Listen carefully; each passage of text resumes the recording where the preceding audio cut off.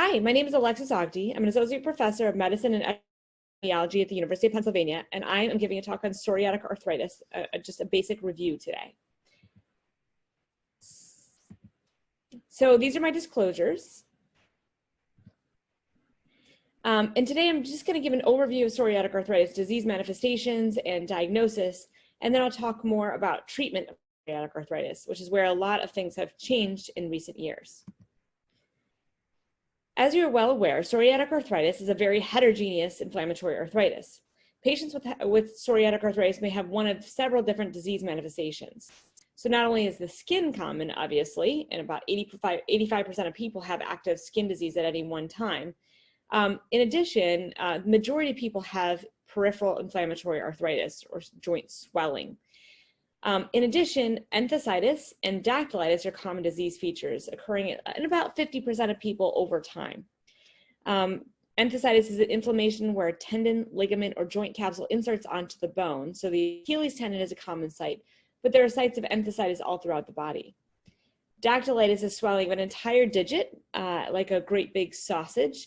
And when it swells, it is generally very painful or tender on palpation.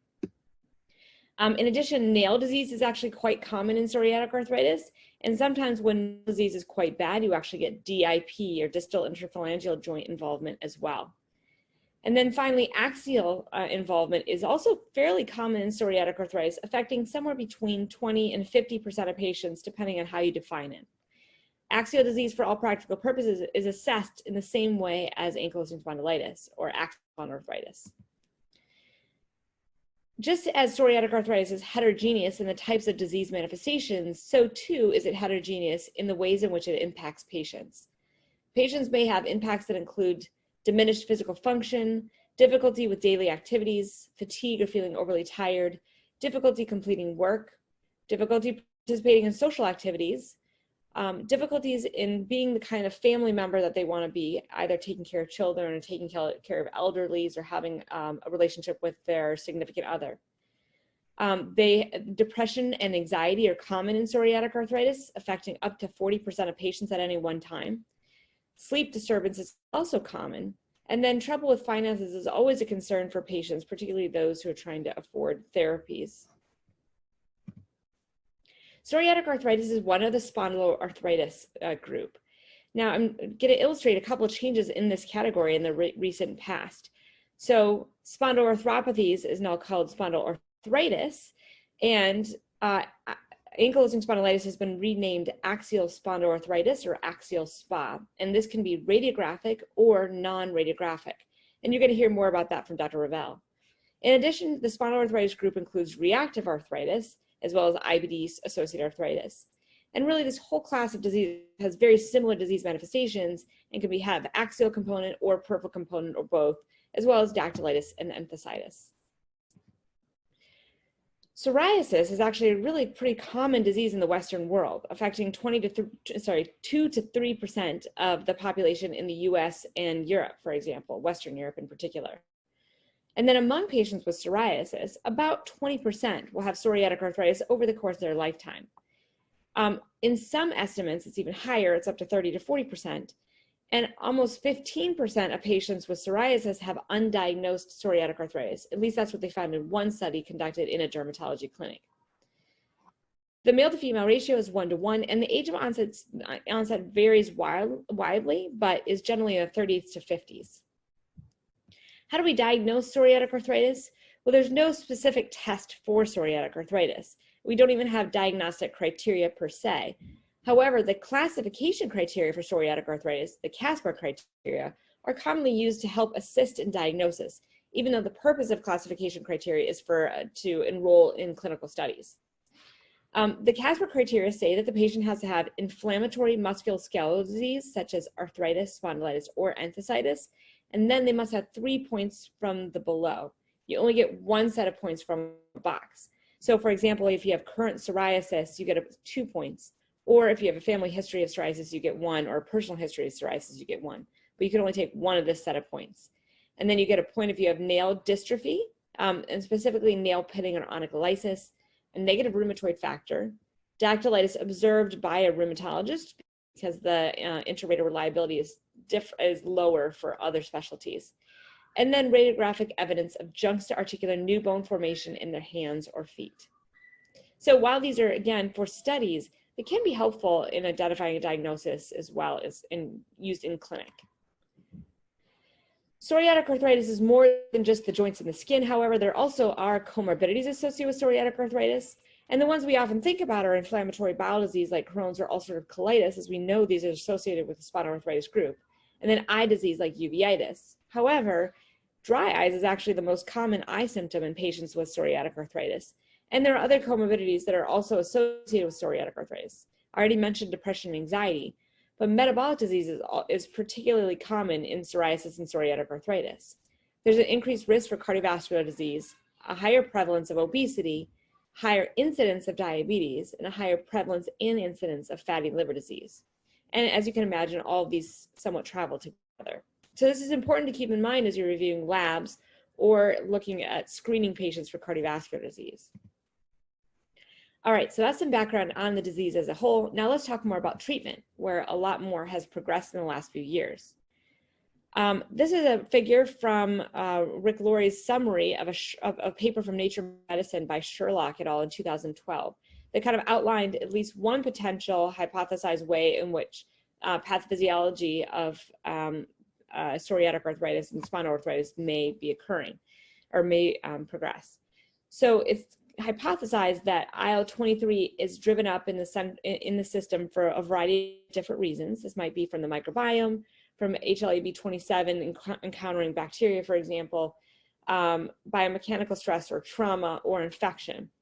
Then this triggers a cell that kicks out interleukin-22 and interleukin-17 or drives those cytokines up. Downstream from IL-17 is TNF. So now you'll recognize some of these mechanisms now. So IL-23, IL-17, TNF, and then the JAK inhibitors will be in here too. So as we talk about therapies, those are kind of where those therapies are going to work. So before I launch into pharmacotherapies, I wanted to also just note that pharmacotherapy is only one piece of treating the patient with psoriatic arthritis. So we should really be considering treating the whole patient. We know that obesity is associated with decreased response to therapy, as is diabetes and having numerous comorbidities. So dealing with concomitant conditions is important. Talking to patients about emotional well-being, depression, anxiety, getting them to therapy or psychiatry is needed. Occupational therapy to help patients set up for work. Sleep management to help them deal with fatigue. Fatigue is also often multifactorial, not necessarily directly related to the disease, but is often attributed to the disease. Exercise and muscle balance and physical therapy are really important in psoriatic arthritis as well. And there may be some diet components that we don't fully understand yet, but certainly a healthy diet is important and maintaining a healthy weight is very important. So now let's talk more about pharmacotherapies. I've kind of mentioned non-pharmacologic therapies and the importance of physical therapy and weight loss, and I'll speak more to that in a little bit. Symptomatic therapies, I'm not going to talk a lot about. Non-steroidal anti-inflammatory drugs or NSAIDs are commonly used for symptomatic therapy. Additionally, glucocorticoids should be used in for the shortest course at the lowest dose possible, as if you're using glucocorticoids, if you withdraw too quickly, it can result in a flare of psoriasis. And that flare doesn't always happen immediately. It can happen 4 weeks after withdrawing the steroids. So that's something to keep in mind. We want to avoid glucocorticoids if possible. Glucocorticoid injections can help though. Now I'm going to talk through the different molecules for improving joint signs and symptoms. I'm going to talk about these in the framework used for the ACR, American College of Rheumatology National Psoriasis Foundation guidelines, which was published in January 2019, in ACNR and ANR as well. So in this set of guidelines, we renamed the terms for what we call CSD MARDs at times to the oral small molecule, because none of these therapies have data demonstrating that they prohibit joint damage. So they're not really disease modifying in that way. At least we don't have the data to support that. These medications include methotrexate, cyclosporin, sulfasalazine, leflunomide, and apremilast. Then there are the TNF inhibitors, of which there are 5. They're differentiated based on their ability to treat inflammatory bowel disease. For example, etanercept is not used for inflammatory bowel disease. So if the patient has IBD, you won't use that one. And Crohn's and ulcerative colitis have differing indications. For example, infliximab and adalimumab would treat both, but golimumab is approved for ulcerative colitis, whereas cerulizumab is approved for Crohn's disease. So you do need to think about which the patient may have. Additionally, they're not all equal in terms of uveitis. So if the patient has uveitis, you would not choose etanercept, for example. Beyond the TNF inhibitors, there's the IL-12/23 inhibitor ustekinumab. Ustekinumab is great for psoriasis and is approved for psoriatic arthritis as well. And then we have two interleukin-17 inhibitors, secukinumab and bimekizumab. Now, as we go down these, I have some italicized names, and these are drugs that are in development that may eventually land in this particular place. So bimekizumab is an IL-17A and F inhibitor that is in development for psoriatic arthritis and ankylosing spondylitis. Secukinumab and ixekizumab are IL-17A inhibitors. They're both approved for psoriatic arthritis and axial spondyloarthritis, and more recently even they have trials for non-radiographic axial spondyloarthritis and approval for that indication in the United States. Abatacept is a CTLA-4 Ig that is approved for psoriatic arthritis as well. And finally, the JAK inhibitor group, we have tofacitinib, which is approved for psoriatic arthritis. And then upadacitinib, which has published phase 3 trial, or has published phase 3 trials for psoriatic arthritis, or presented it at EULAR. And then filgotinib is also being developed for psoriatic arthritis. Finally, we have our first interleukin-23 inhibitor approved for psoriatic arthritis, guselkumab. This was recently approved in the United States only over the summer. And then tildrakizumab and risankizumab are both being investigated for psoriatic arthritis as well. So a large number of therapies, and this has actually been quite a lot of development in the last couple of years. In fact, if you look past after 2012, we didn't have most of these medicines approved or on the market. So there's been a lot changed here. Now, in terms of how do you use all those therapies, well, that's a whole nother 1 hour talk, but just going to highlight some things from the American College of Rheumatology National Psoriasis Foundation guidelines for treatment of psoriatic arthritis. Some things to know about this guideline is that there are no pathways in this guideline, so it doesn't give you any prescriptive ways in which to use medications. It just compares each pairwise comparison. There's a lot to learn from the different conditions provided in the tables, so I do suggest reading the tables or downloading the tables because it tells you when you would or when you would not use a particular medication. And then conditional always means talking about the patient, talking about the risks and benefits with the patient. There are very few strong recommendations in psoriatic arthritis given the relative lack of head-to-head data. Now, this has changed in the last 2 years actually. There are 3 now head-to-head studies. I won't address those in great detail here, but those are helping for the next set of recommendations to actually make stronger recommendations, or potentially at least. The 5 strong recommendations basically boil down to 3 topics. 1, don't use drugs in IBD that don't work in IBD. So interleukin-17 inhibitors should not be used in patients with Crohn's or ulcerative colitis because they may exacerbate IBD. Patients with serious infections, there's a boxed warning on TNF inhibitors to avoid that in patients who have serious infections. And finally, smoking is still bad for everyone, so smoking cessation should always be encouraged. If not because it will improve their risk for cardiovascular disease, but also because it improves, if smoking decreases the likelihood of response to therapy and is associated with decreased persistence on therapy. And then the key change in the treatment recommendations from ACR-NPF are that in a treatment-naive patient with psoriatic arthritis, the first recommendation is to use a TNF inhibitor first line over an oral small molecule. So I recognize that this is different throughout the world depending on where you're practicing and how easily you can get a TNF inhibitor. But this is changing in North America at the very least, and particularly in the United States. So it's becoming easier to get a biologic first. Now, if you were to read this in more detail in the paper, it says there are a lot of conditions in which you would use an oral small molecule first, and that would be in patients with less severe disease. So the idea here is to get more aggressive treatment up front in those patients with more severe disease. Additionally, one of the advantages of this particular paper is that we give some guidelines for what is severe psoriatic arthritis.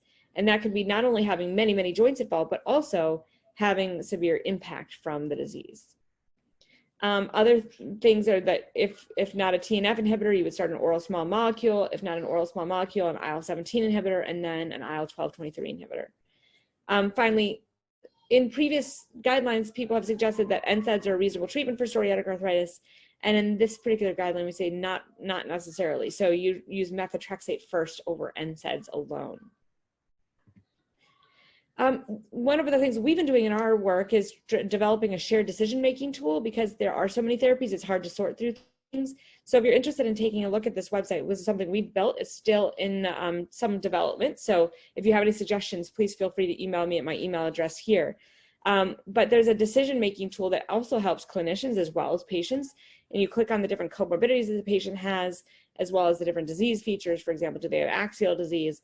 And then it'll give you a kind of top preferred therapies, kind of middle tier, there might be some caution, and then things that you would definitely avoid. So for example, for IBD, a patient, if you marked IBD, it would say not to use an IL-17 inhibitor, for example, or etanercept. All right, so treatment strategies. Treat to target has been a big topic of discussion for many, many years. And in psoriatic arthritis, the trial was published in 2015, showing that treat to target was a better treatment strategy for getting patients to lower disease activity. The idea of treat to target is that you set a goal with the patient, whether that be low disease activity or remission, for example. You create a treatment plan and objectively assess their current status. And then at every visit, you follow up and you tailor their therapy using that objective measurement to get to the target. So what are the targets? I just realized the text here is kind of hard to read. I'll show you that on the next slide. So in trials, we use ACR20, which is not a target. That is an outcome measure that is used in clinical trials. The ACR20 mandates that the patient must have a 20% improvement in tender and swollen joint counts, as well as a 20% improvement in 3 of these other things, which include CRP, MD Global, HAC, patient pain, and patient global.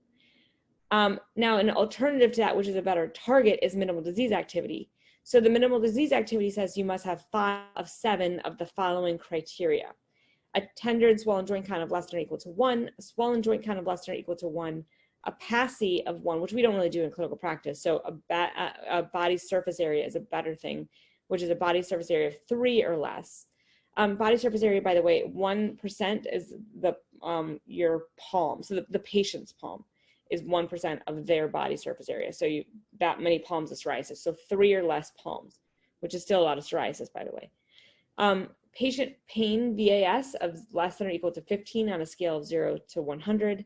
A patient global activity visual analog scale of less than or equal to 20 on a scale of 0 to 100. A HAC score of 0.5 or less on a scale of 0 to 3. And then 1 or less tender and Theseus points.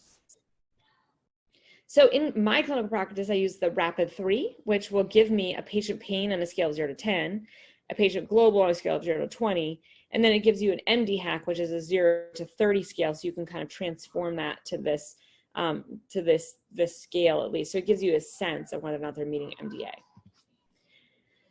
Now, one more thing before we kind of leave treatment strategies. So we think about treatment of psoriatic arthritis as giving someone a prescription for therapy. If we could prescribe weight loss, we might be more, and actually effectively achieve weight loss, we might be more successful. So being obese is significantly associated with achieving MDA, not achieving MDA, I should say. So patients who are not obese are more likely to achieve MDA. So one of the most interesting studies that one of my favorite studies at least, is from Domino et al. In Italy. They randomized patients to one of 2 diets, and turns out the Mediterranean diet performed a little bit better than a freely managed diet. However, the interesting part is that regardless of what diet you were on, if you lost weight, you did better. So when you look at the odds of achieving minimal disease activity, among people who lost 5 to 10% of their body weight, they were 3.7 times more likely to reach MDA. If you lost greater than 10% of your body surface area, you were 6.67 times more likely to achieve MDA. So you can see that weight loss is almost more effective, or significant weight loss is almost more effective than most of the therapies that we have. So among your obese patients, it's very important to talk about weight loss as an important treatment modality as well. All right, so I've talked about a lot of things already. Kind of glossed over some of the surface. There's a lot of other talks on these therapies in more detail. But today we talked about psoriatic arthritis being heterogeneous, and it's an inflammatory arthritis, but there are other inflammatory tissues involved. It also impacts patients in many different ways. And some other things are that early diagnosis is really important, and early treatment can really improve outcomes. The earlier you're treated, the better you're likely to do. If the patient has pretty significant psoriasis, it's really helpful to co-manage with dermatology to optimize their outcomes. There are now many therapy options for psoriatic arthritis. It's really hard to kind of sort through those different therapies. I showed you our decision aid that's helpful for both clinicians and patients if you're interested in taking a look at that. A treat to start target strategy does improve clinical response, but I did forget to mention that there are more side effects. So it's important to discuss that, the benefits and risks for the patient as well. Finally, this is a really exciting time for psoriatic arthritis and ankylosing spondylitis. There's a lot of new therapies emerging and new ideas about how we are treating these disorders. So I look forward to the next 5 years and seeing what comes up now, but I think there's a lot to look forward to. And with that, I will close. Thank you so much for your attention.